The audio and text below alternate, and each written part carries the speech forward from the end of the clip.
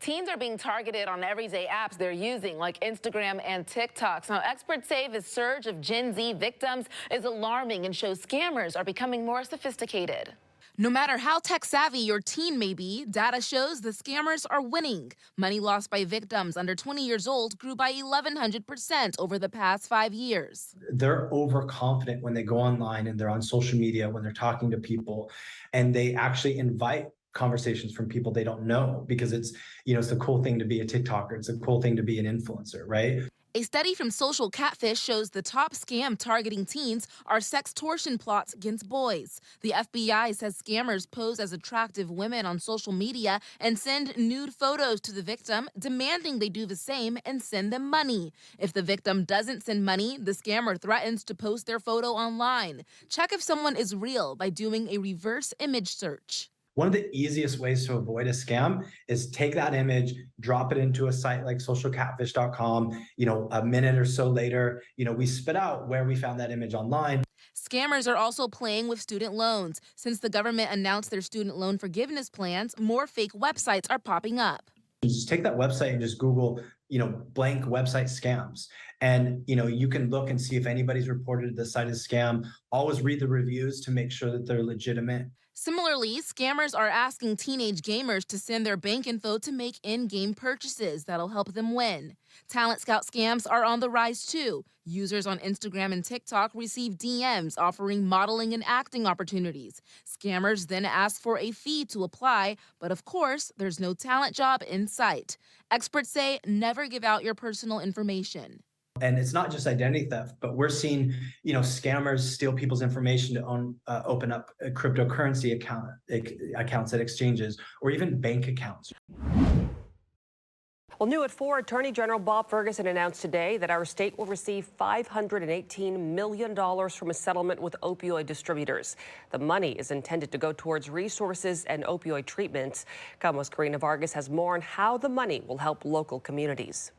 $500 million are coming to Washington state from a settlement with 3 opioid distributors. Now, officials saying that today's announcement is a milestone in fighting against the opioid epidemic. The case was about the failure of these 3 corporations to stop suspicious opioid shipments coming into Washington state and their failure to report those suspicious orders. Attorney General Bob Ferguson said that 125 local governments joined the resolution to receive the full settlement.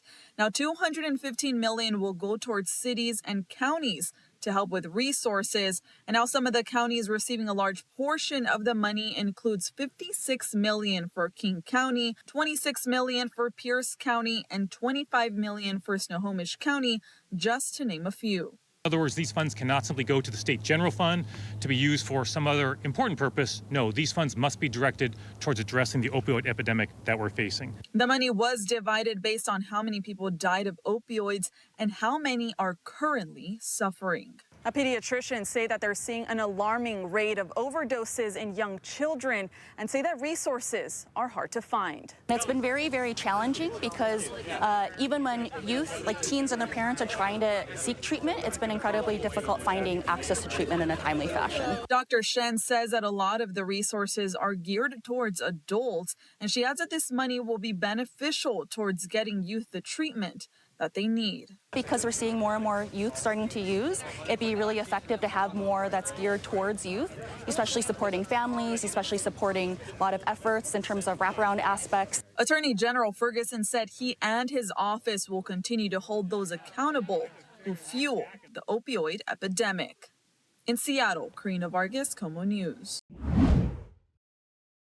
Well, today, Darcus Allen's defense attorneys getting another chance to prove his innocence while prosecutors try for another conviction. I don't think anybody that lives here and knows here that's going to forget. It's been more than a decade since 4 Lakewood police officers were murdered, ambushed while having their morning coffee. But many still vividly remember that day. In November of 2009, Chrissy Meyer was a regular at the coffee shop where the shooting happened and went to the same school as some of the officers killed. Me as a customer, seeing them in there and knowing their faces, it was devastating. Prosecutors say Darcus Allen was behind the wheel of the getaway car while Maurice Clemens went in to kill the officers.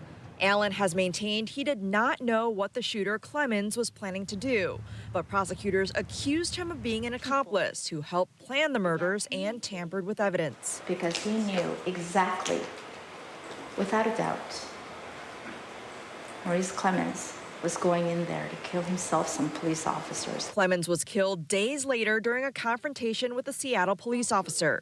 In opening statements Monday, the defense painting a picture of Allen as a struggling father of 5 who moved to Washington to support his family. There will be no evidence whatsoever that lie on that he knew anything about Maurice Clemens' intentions, nothing about what he's going to do, nothing about what he's up to. The community hoping this trial will be the final chapter in a more than decade-long saga centered on 4 officers: Ronnie Owens, Tina Griswold, Greg Richards, and Sergeant Mark Renninger, still honored to this day through memorials where the tragedy happened. Having that in there is important because it's showing that we didn't forget, that we're not just moving on.